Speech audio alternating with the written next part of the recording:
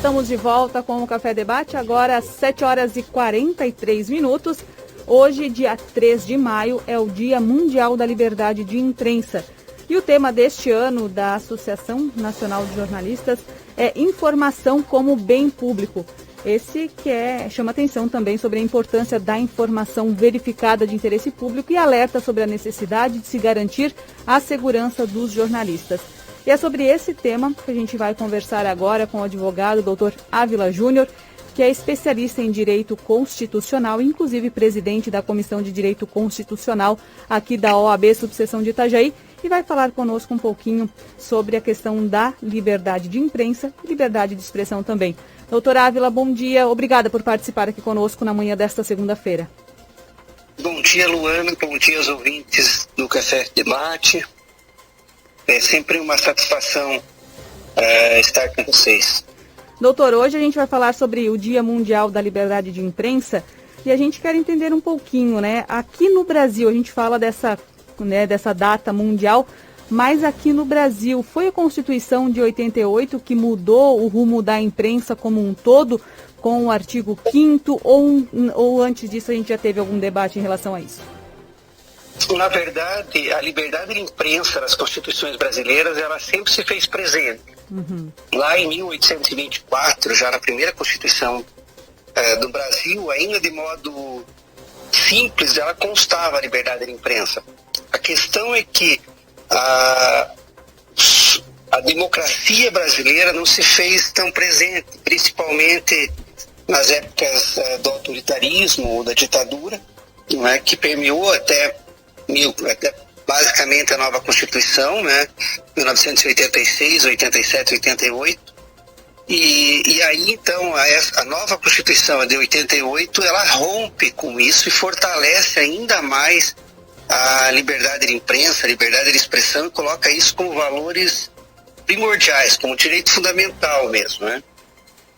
E quando a gente fala nessa questão como direito fundamental, a gente tem como pontuar, explicar por que a liberdade de imprensa, quando a gente fala nós, né, jornalistas, quando a gente fala e se defende essa importância, por que na Constituição também traz esse papel como fundamental, doutor?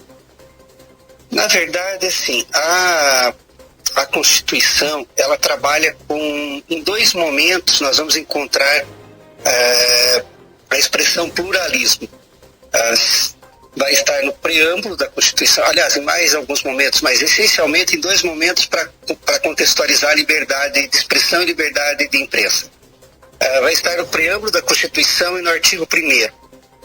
E aí, uma delas vai falar em pluralismo político, quer dizer, a ideia de que eu posso ter diversos partidos políticos ou diversas ideias políticas, e a segunda vai falar em pluralismo social, em pluralismo de ideias, em pluralismo de cultura, né? E isso só se faz com liberdade de imprensa, né? Porque eu vi até você falando na chamada, eu achei muito interessante ouvir, né, de que da liberdade de imprensa como bem comum. E ela é bem comum por causa da informação, pelo direito da transparência. A imprensa tem essencialmente a característica de levar a transparência às questões não só públicas, mas também privadas. E a gente vem acompanhando, na verdade, são vários momentos, né? A gente vem acompanhando uma evolução tecnológica no mundo e com isso a comunicação, a informação, a imprensa também vem passando por alguns momentos, né, doutor? Sim, sem dúvida. A velocidade da informação hoje, em 2021, ela é espantosamente maior do que a velocidade da informação nos anos 70, ou nos anos 90, ou até nos anos 2000. E é claro, isso tem o número, por exemplo, de publicações impressas reduziu muito, porque hoje estamos todos conectados no celular, nos seus computadores, e a velocidade da informação pouco exige de que você vá na banca e compre um jornal, né? Você recebe a notícia em instantes ali, né, no teu aparelho eletrônico. E é claro que isso contextualiza impondo uma responsabilidade maior ao setor de imprensa, né? Uma responsabilidade por conter isso, né? E aí a gente poderia pensar assim naquela questão de como a imprensa se autorregula, né? A necessidade da imprensa não ser um processo de produção, de distribuição, de consumo, né? Mas focar exatamente na necessidade da transparência, na essência da opinião, da formação da opinião crítica. Acho que esse é o grande desafio hoje. Sim.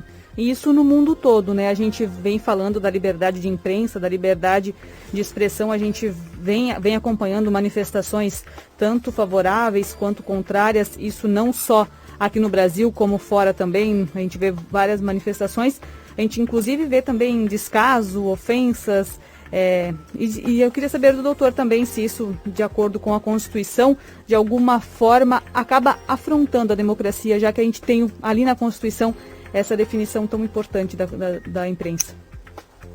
Afronta porque a liberdade de imprensa, a liberdade de expressão, elas são verdadeiras irmãs siamesas da democracia. Né? E quando a imprensa, então, passa a ser, ou aquele que está fazendo uso da sua liberdade de expressão, passa a ser ameaçado, né? Isso há uma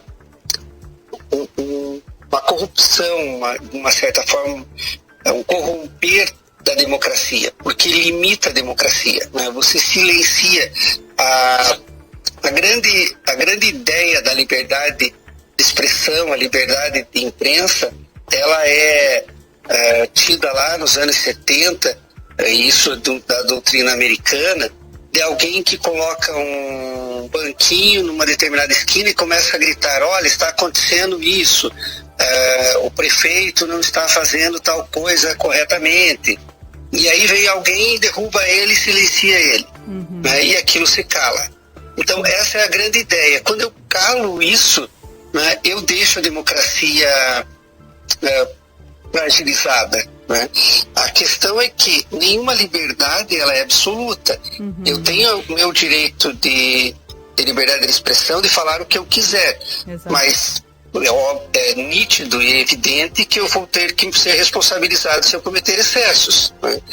A questão é que, principalmente quanto à imprensa, e há fortes críticas com relação a isso, de que se utilizar essas ameaças de punição, de processos, de procedimentos, como um mecanismo para inibir ou para coibir isso. Se você falar, eu vou te processar. Então, isso é algo que é bastante ameaçador, né, para a evolução da própria sociedade. Sim. Eu lembro muito bem, né, do nosso juramento como jornalista, quando a gente fala que a gente tem o compromisso, sim, com a verdade da informação, né, com não distorcer as informações, trabalhar com a verdade. E é isso que eu prego, né, como jornalista, nossa equipe toda aqui na Clube FM e centenas de profissionais. E é isso que a gente precisa, na verdade, continuar mantendo firme e forte, né, doutor Ávila, quando a gente fala sobre a liberdade. Sem dúvida. Eu acho que é um desafio de toda a sociedade, né? Mas com certeza a mídia, os mecanismos de comunicação social, eles têm um papel muito importante no estado evolutivo da sociedade.